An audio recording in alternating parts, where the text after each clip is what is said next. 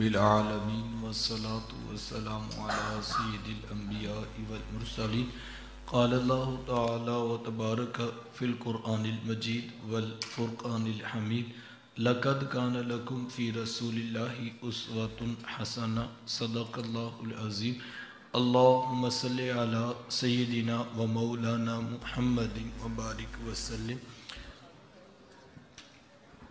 حمد و صلاۃ کے بعد عزتوں کی مسند پر جلوہ فراز عالی مرتبت ذی وقار محترم محتشم علماء کرام اور واجب الاحترام ذوی الاحتشام برادران اسلام، السلام علیکم ورحمۃ اللہ وبرکاتہ۔ بتوفیق باری تعالی مجھے اور آپ کو حضور علیہ السلام کے ذکر جمیل کی سعادت مندیاں نصیب ہو رہی ہیں۔ دعا ہے اللہ تعالیٰ میری اور آپ کی حاضری کا ایک ایک لمحہ قبول فرمائے اور قابل عمل باتوں پر توفیق عمل نصیب فرمائے۔ اس کی کو اگر بالکل آف ہو جائے، ایک فلیٹ آواز، جزاک اللہ۔ آپ جانتے ہیں کہ اللہ کے رسول صلی اللہ علیہ وآلہ وسلم کی جس وقت ولادت ہوئی تو 7 دن تک اپنی والدہ حضرت آمینہ سلام اللہ علیہ کا دودھ پیا۔ 8ویں دن یہ اعزاز دشمن اسلام ابو لہب کی کنیز ثویبہ کو حاصل ہوا۔ اس نے حضور علیہ السلام کو دودھ بھی پلایا اور دیکھ بھال بھی کی۔ یہ چند دن کا دودھ تھا، یہ چند دن کی دیکھ بھال تھی، لیکن میرے آقا نے ثویبہ کے اس احسان کو پوری زندگی یاد رکھا۔ مکے میں تھے تو میری ماں کہہ کے پکارا کرتے، مدنی دور آیا تو یہاں مدینے سے ان کے لیے کپڑے بھی بھجوایا کرتے اور رقم کا بھی بندوبست کیا کرتے۔ یہ ہے شریعت، یہ ہے سیرت جو میرے حضور لے کر آئے۔ میرے حضور تشریف فرما تھے، دور سے ایک بوڑھی خاتون کو اپنی طرف آتے دیکھا۔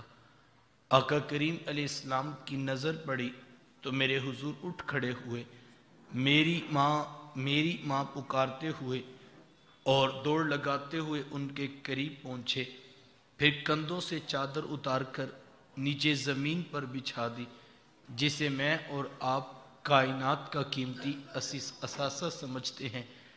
اپنی والدہ کو اس چادر کے اوپر بٹھایا، کان لگا کر گھنٹوں ان کی باتیں سنی، اور جب وہ بوڑھی خاتون خود اٹھ کر واپس جانے لگی تو کسی نے راوی سے پوچھ لیا، یہ آنے والی خوش قسمت خاتون کون تھی کہ محبوب علیہ السلام نے اپنے کندھوں کی چادر ان کے قدموں کے نیچے بچھا دی؟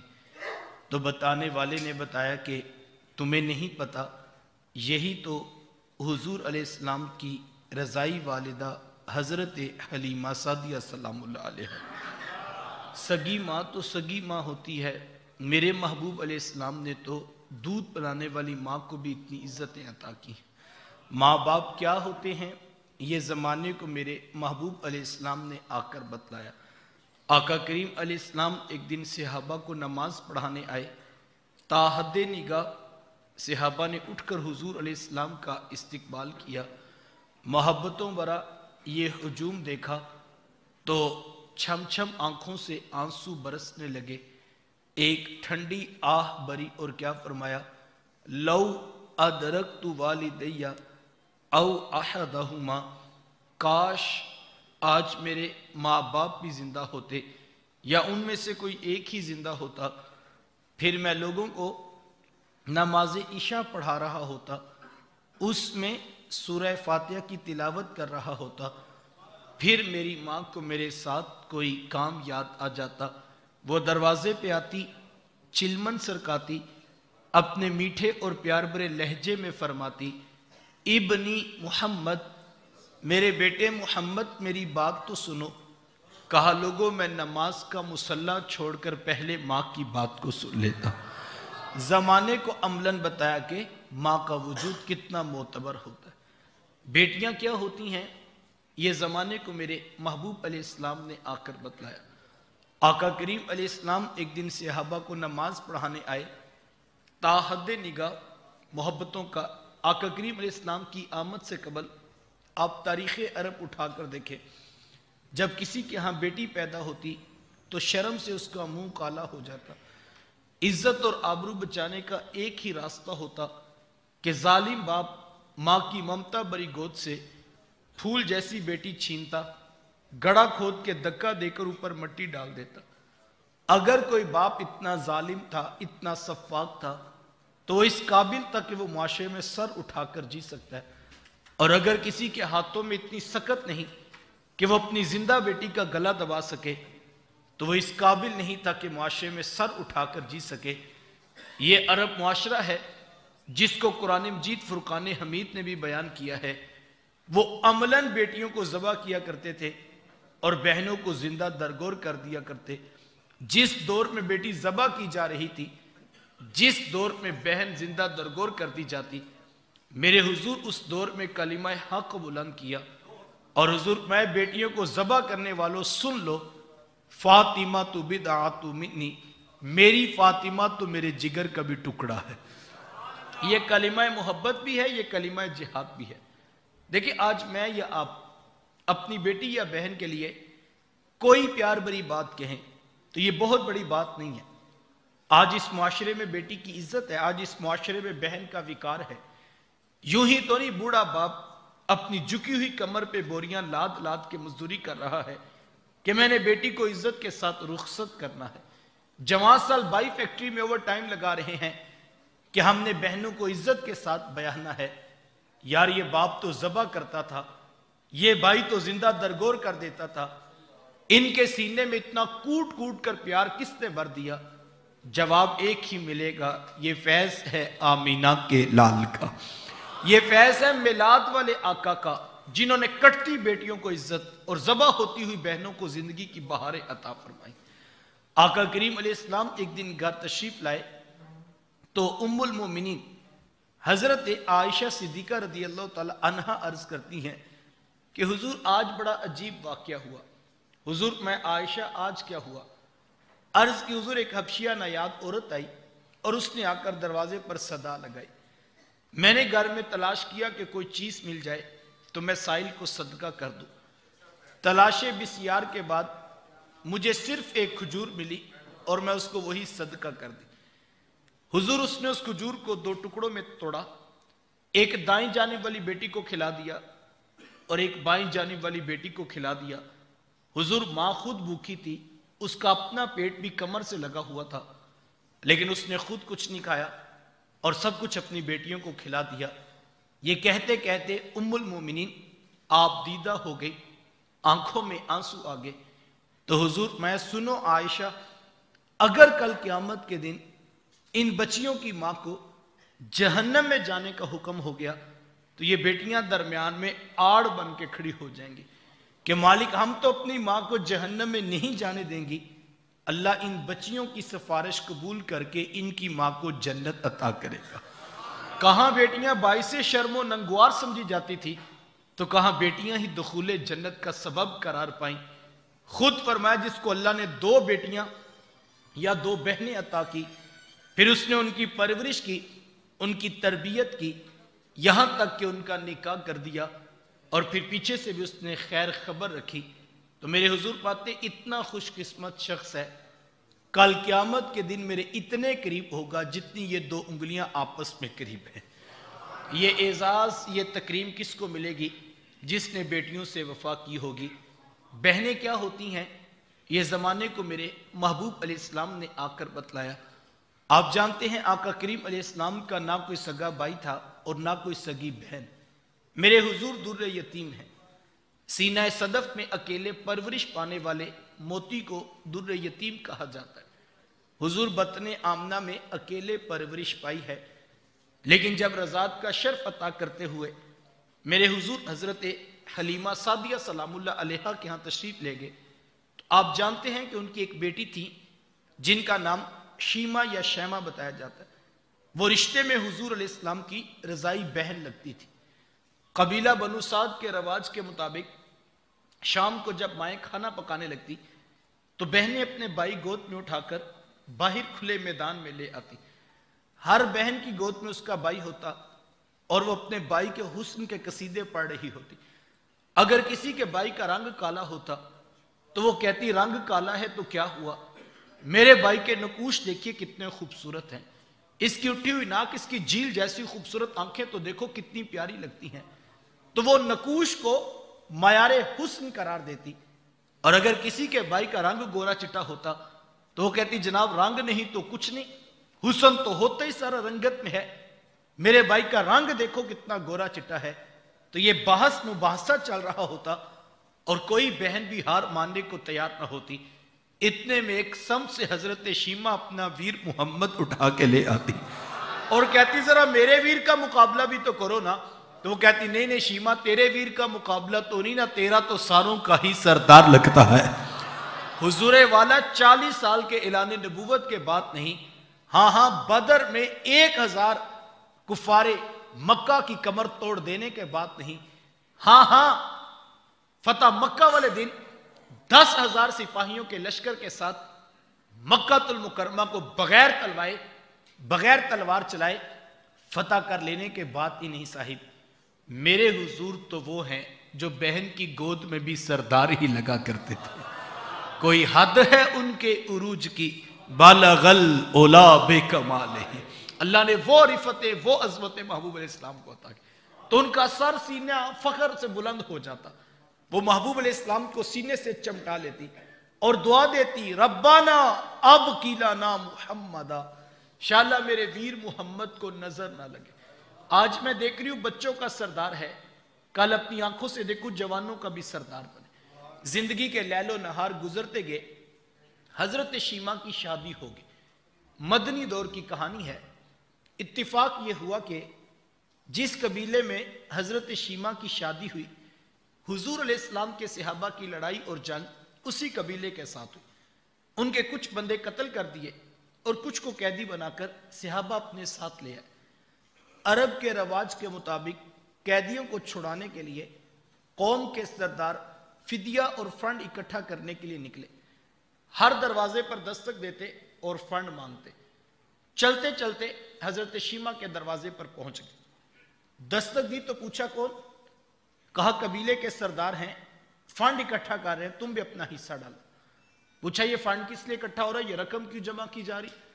تو کہا کہ مدینے میں ایک شخص ہے، ادعائے نبوت رکھتا ہے، اس نے ہمارے لوگ پکڑ لیے ہیں، ہم نے اپنے قیدی چھڑانے. تو پوچھا کہ اس کا نام کیا ہے؟ کسی کی زبان سے بے ساختہ نکلا محمد صلی اللہ علیہ وآلہ وسلم. ایک عرصے کے بعد محبوب علیہ السلام کا نام سنا تو آنکھوں میں آنسو آ گئے. کہا انہوں نے تمہارے بندے پکڑے؟ کہا ہاں انہوں نے ہمارے لوگ پکڑے. کہا پھر فنڈ اکٹھا کرنا چھوڑو، صرف مجھے ساتھ لے چلو. کہا تم کیا کرو گی؟ کہا تمہارے قیدی چھڑا کے لاؤں. کہا تم ان کو جانتی ہو؟ کہا ہاں تمہیں نہیں پتا وہ میرے بچپن کے ویر اور بھائی لگتے ہیں، میں تمہارے قیدی چھڑا کے دکھاؤں. حضرت شیمہ قبیلے کے سرداروں کو ساتھ لیا اور حضور علیہ السلام کے خیمہ نوری کی طرف سفر شروع کیا. یہ وہ وقت تھا جب ادب کی آیات نازل ہو چکی تھی. خبردار میرے رسول کی آواز سے آواز بھی اونچی نہ کرنا ورنہ زندگی کی ساری کمائی غارت کر کے رکھ دو. صحابہ ننگی تلواروں سے در حبیب پہ پہرا دے رہے تھے. حضرت شیمہ اس خیال سے کہ میں اپنے بھائی کو ملنے جا رہی ہوں، جب آگے بڑھنا چاہا تو پہرے داروں نے تلواریں سونپ دی. رک جا دیہاتی عورت، جانتی نہیں آگے کوچہ رسول ہے، آگے تو بغیر اجازت کے جبریل نہیں جا سکتے، تو کون ہے؟ روایت میں آتا ہے جب راستہ روک دیا گیا، تلواریں سونپ دی گئی تو حضرت شیمہ نے پورے ناز اور فخر سے یوں ہاتھ سے تلوار کو جھٹک کے کہا خلو سبیلی وعلمو انا اخت نبیکم. کہا میری راہیں چھوڑ دو، جانتے نہیں میں تمہارے نبی کی باجی اور بہن لگتی ہوں. بس یہ آواز کانوں میں پڑنا تھی. صحابہ کی آنکھوں پر پلکوں کی چلمنے آ گئی، نگاہیں نیچی کر لی، تلواریں پیچھے ہٹا لی. حضرت شیمہ پورے پروٹوکول سے حضور علیہ السلام کے خیمہ نوری میں داخل ہوئی. میرے حضور جب دور سے بہن کو آتے دیکھا، حضور اٹھ کر استقبال کیا. مرحبا خوش آمدید پیش کرتے ہوئے فرمایا میری بہن آج کدھر کو آنا ہوا؟ عرض کی حضور آپ کے بندوں نے ہمارے کچھ لوگ پکڑ لیے ہیں، میں ان قیدیوں کو چھڑانے کے لیے آئی ہوں۔ سنو بھائیو، اللہ کے رسول نے کیا ارشاد فرمایا؟ حضور میں میری بہن تو نے آنے کی زحمت کیوں گوارا کی؟ تو گھر بیٹھے بھی پیغام بھیج دیتی، میں محمد تیرے کہنے پہ ہی ساروں کو چھوڑ دیتا۔ زمانے کو عملاً بتایا دروازے پر بہن کا آنا کتنا معتبر ہوتا ہے۔ پھر چند جوڑے، کچھ گھوڑے، بہت سارا ساز و سامان جمع کیا اور میرے حضور خود بہن کو رخصت کرنے کے لیے دروازے تک تشریف لے آئے۔ صحابہ نگاہیں نیچی کیے، محبوب علیہ السلام کے ادب میں کھڑے تھے کہ حضور میں صحابہ میں جب بھی قیدی چھوڑا کرتا ہوں پہلے تم سے مشورہ کیا کرتا ہوں، آج پہلا موقع ہے کہ میں قیدی بھی چھوڑ رہا ہوں اور میں نے مشورہ بھی نہیں کیا ہے۔ عرض کی اے بندہ نواز، آپ مالک کل کائنات ہیں، آپ جو چاہیں کریں، ہم کون ہوتے ہیں بھلا درمیان میں مشورہ دینے والے؟ لیکن حضور جی اتنا تو بتائیے آج کون سی خاص بات تھی کہ آپ نے مشورہ کرنا بھی ضروری نہیں سمجھا؟ حضور میں صحابہ آج میرے دروازے پر میری بہن آ گئی تھی، اور جب بہنیں دروازے پہ آ جائیں اللہ کا رسول انہیں خالی نہیں موڑا کرتا۔ زمانے کو عملاً بتایا کہ بہن کا رشتہ کتنا معتبر ہوتا ہے۔ جس دور پہ بیٹی ذبح کی جا رہی تھی، جس دور پہ بہن زندہ درگور کر دی جاتی، جہاں پر ماں جیسا عظیم رشتہ بھی منڈیوں اور بازاروں میں بک جاتا تھا صاحب، اس دور میں بیوی کی کیا حیثیت ہوگی؟ جبکہ آج کے اس تہذیب یافتہ دور میں بھی کچھ لوگ بیوی کو پاؤں کا جوتا خیال کرتے ہیں۔ یہ زمانے جاہلیت کی باتیں۔ آقا کریم علیہ السلام نے ازواج مطہرات کے ساتھ جو حسن سلوک کی داستانیں رقم کی ہیں، زمانہ ان کی مثال نہیں لا سکتا ہے۔ کسی کو میرے حضور حمیرہ کہہ کے پکارتے ہیں اور کسی کے لیے بکری کا بچہ ذبح کرتے ہیں اور گوشت کے مختلف ٹکڑے ان کی سہیلیوں کے ہاں بیچتے ہیں۔ حضور کثرت کے ساتھ حضرت خدیجہ الکبریٰ رضی اللہ تعالی عنہ کا ذکر کیا کرتے۔ حضرت عائشہ صدیقہ رضی اللہ تعالیٰ عنہ فرماتی ہیں کہ میرا جو ان سے رشتہ تھا ایک دن میری زبان سے بے ساختہ نکل گیا کہ حضور اللہ نے آپ کو بہتر ازواج عطا کر دی ہیں اور آپ ابھی تک اس بوڑھی عورت کو نہیں بھولے۔ فرماتی پھر حضور کے چہرے پر جلال آ گیا اور حضور میں اے عائشہ مجھے خدیجہ کے بارے تکلیف نہ دو، جب پورے مکے نے میرا انکار کیا تھا ایک خدیجہ تھی جس نے میرا اقرار کیا تھا۔ کہا میں اسے کیسے بلا سکتا ہوں جب زمانہ میری مخالفت کر رہا تھا، لیکن خدیجہ میرے سے محبت کی دعوے دار تھی۔ فرماتی پھر میں نے ہمیشہ محبتوں کا ہی اظہار کیا، اور یہی حضرت خدیجہ الکبریٰ رضی اللہ تعالی عنہا ہیں۔ جب ان کا وقت آخر قریب آیا تو حضرت سیدہ فاطمہ الزہرا رضی اللہ تعالی عنہا کو بھیجا اور کہا بیٹا جاؤ جا کر حضور علیہ السلام سے چادر رحمت مانگ لاؤ۔ سیدہ حاضر خدمت ہوئی اور آ کر عرض کی کہ میری والدہ چادر مانگ رہی ہیں۔ آقا کریم علیہ السلام نے چادر بھی اتار کر پیش کر دی اور ساتھ فرمایا کہ بیٹا اپنی والدہ سے پوچھو یہ چادر کیا کرنی ہے۔ یہ کہتے کہتے میرے حضور بھی ساتھ تشریف لے آئے اور حضور میں خدیجہ تو نے چادر کیا کرنی ہے؟ عرض کی حضور مجھے جو بخار ہے لگتا یوں ہے کہ جان لیوا ثابت ہوگا، میری آرزو یہ ہے کہ مجھے کفن ملے تو آپ کی چادر رحمت میں ملے۔ یہ حضور علیہ السلام کی سیرت کا کتنا بڑا ریفرنس ہے یار، کہ بیوی آرزو کر رہی ہیں اگر مجھے شوہر کی چادر میں کفن مل جائے تو یہ رب کے حضور میری بخشش کی ضمانت ہوگی۔ آقا کریم علیہ السلام نے چادر بھی اتار کر پیش کر دی اور ساتھ تاریخ ساز جملہ ارشاد فرمایا خدیجہ تو نے تو صرف چادر مانگی ہے، لو ارتی جلدی لآتے تو کی، اگر تو مجھ محمد کی جلد بھی مانگتی میں وہ بھی اتار کے پیش کر دیتا۔ زمانے کو رشتوں کا تقدس میرے محبوب علیہ السلام کی دہلیز سے ملا ہے۔ صاحبو یہ وہ محبتوں کا درس ہے، یہ وہ الفتوں کا پیغام ہے، یہ وہ جوڑنے والی تعلیمات ہیں جو لے کر میرے حضور اس کائنات میں جلوہ فراز ہوئے۔ ہم نے محبوب علیہ السلام کی آمد کی خوشی کے عنوان پر کمکمے بھی روشن کیے، چراغاں بھی کیا، ہم نے راہوں میں پھول کلیاں پتیاں بھی بچھائیں، ہم جھنڈیاں بھی لگاتے ہیں اور ہم مٹھائیاں بھی بانٹتے ہیں۔ یہ سب کام باعث برکت ہیں، میں ان کی نفی نہیں کرتا، لیکن اتنا ضرور کہنا چاہوں گا صاحب یہ سب کچھ باعث برکت ہونے کے ساتھ ساتھ یہ آغاز سفر ہے، یہ منزل نہیں ہے۔ منزل میرے حضور کی ذات ہے، منزل محبوب کا پیغام ہے، منزل ان کا اسوہ نور ہے۔ بڑا نادان ہوگا وہ مسافر جو آغاز میں ہی الجھ کر رہ گیا اور اس نے پلٹ کر منزل کا سفر نہیں کیا۔ منزل ان کے پیغام، ان کی سیرت کو اپنانے میں ہے، درگزر کرنے کا، سلو کر لینے کا، معاف کر دینے کا پیغام لے کر میرے محبوب اس کائنات میں جلوہ فراز ہوئے۔ حضور علیہ السلام کے نام پر لہجے کو میٹھا کیجئے اور معاف کر دینے کی عادت کو اختیار کیجئے۔ توڑنا کوئی کمال کی بات نہیں، جوڑنا اصل کمال ہے۔ وہ کیا کسی نے خوب کہا تھا، توڑنے والے خاک کیا کرتے ہیں، توڑنے والے خاک کیا کرتے ہیں، جوڑنے والے کمال کیا کرتے ہیں، جوڑنے والے کمال کیا کرتے ہیں۔ جوڑنا بڑا کام ہے، اسی لیے شاید تھوڑے لوگوں کے حصے میں آتا ہے، اور غصے کو پی جانے والے بہادر اور پہلوان کہلایا کرتے ہیں۔ بات بات پہ طلاق کی دھمکی دینا، گھر کو توڑنے کا مزاج اختیار کر لینا، یہ کوئی دانائی اور حکمت کی بات نہیں۔ سلو کر لینا، معاف کر دینا اور رشتوں کے تقدس کو ہمیشہ پیش نظر رکھنا، یہ حضور علیہ السلام کی تعلیمات ہیں۔ اس دنیا سے کوئی کچھ نہیں لے کر گیا، ہم خالی ہاتھ آئے تھے، ہم نے خالی ہاتھ جانا ہے۔ اس تیقن کو اگر میں اور آپ اپنی روحوں میں اتار لیں تو پھر ہم کبھی بھی جھگڑا نہیں کر سکتے۔ مجھے یہاں واصف علیہ رحمہ یاد آگے۔ واصف صاحب نے کسی دور میں ایک اسکول اور مدرسہ بنایا، بچے وہاں پر پڑھنے آتے، دل دریا تھا اور ہاتھ بانٹنے والا۔ جب دل بھی دریا ہو اور بانٹنے کا مزاج بھی ہو تو پھر سخاوت آسان ہو جاتی ہے۔ تو ایک دن وہ جو منشی رکھا ہوا تھا وہ آیا اور آ کر کہنے لگا کہ حضرت آپ جیسے یہ نظام چلا رہے ہیں اس طرح تو جو ہے وہ یہ سسٹم آگے نہیں بڑھے گا۔ کہا کیا ہوا؟ کہا کسی کی فیس معاف کر دیتے ہیں، کسی سے آدھی لیتے ہیں، کسی کی جیب سے ادا کر دیتے ہیں، تو اس طرح تو ادارہ نہیں چلے گا۔ جب اخراجات ہی نہیں پورے ہوں گے، فیسیں نہیں آئیں گی، تنخواہیں نہیں ملیں گی، تو ادارہ تو ختم ہو جائے گا۔ تو واصف صاحب نے بڑی خوبصورت بات کہی۔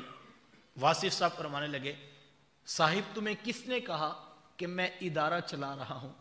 میں ادارہ تو نہیں چلا رہا، میں تو اپنے جنازے کے بندے پکے کر رہا ہوں۔ جنہوں نے میرے سے روشنی لی ہوگی، جن کے لیے میں نے کوئی بھلا کیا ہوگا، وہ کل کو میرے جنازے میں تو آ کے کھڑے ہوں گے نا۔ تو صاحب سارا حساب دنیا پہ نہ کیجئے، کچھ جنازے کے لیے، کچھ آخرت کے لیے چھوڑ دیجئے۔ آقا کریم علیہ السلام کی حدیث پہ مکمل کر دوں، میرے محبوب علیہ السلام نے ایک جانور ذبح کیا اور میرے حضور گھر تشریف لائے اور آ کر پوچھا کہ عائشہ وہ گوشت کا کیا بنا؟ تو ام المومنین حضرت سیدہ عائشہ صدیقہ رضی اللہ تعالی عنہا عرض کرتی ہیں کہ حضور وہ سارا ہم نے راہ خدا میں بانٹ دیا، یعنی اتنا بانٹا کہ سارا ہی بانٹ دیا، اور صرف یہ ایک بکری کا کھر بچا ہے۔ تو میرے حضور پتہ کیا فرمایا؟ حضور میں عائشہ یہ تو نہیں بچا تو وہ ہے جو اس کے نام پر بانٹ دیا ہوا۔ میں دیکھوں میں نے کیا بچایا، آپ سوچئے آپ نے کیا بچایا۔ ہمارا سب کا حساب یہی ہے، جو اکاؤنٹ میں ہے، جو بٹوے میں ہے، جو دراز میں ہے، جو الماری میں ہے، وہ ہماری بچت ہے۔ بچوں کی فیسیں دے دی، مکان کا کرایہ دے دیا، بل بجلی کے دے دیے، اور اخراجات کے بعد جو پیچھے بچا وہ بچت ہے۔ اکاؤنٹنٹ بھی یہ کہتا ہے، منشی بھی یہ کہتا ہے، حساب بھی یہ کہتا ہے، ریاضی بھی یہ کہتی ہے کہ ایک آمدن کی فہرست ہے، ایک اخراجات کی ہے، اور آگے بچت کا خانہ ہے۔ لیکن یہ سب کچھ عقل کے ضابطے ہیں جن کا ہم نے کلمہ پڑھا ہے۔ وہ کیا فرما رہے ہیں؟ اس سارے میں سے بچا صرف وہ ہے جو اس کے نام پر بانٹ دیا ہے۔ دانا ہے، ویسے تو اس دنیا سے کوئی کچھ نہیں لے کر گیا، نہ کفن میں جیب کی اجازت ہے، نہ قبر میں الماری رکھی جاتی ہے، کوئی اس دنیا سے کوئی کچھ نہیں لے کر گیا۔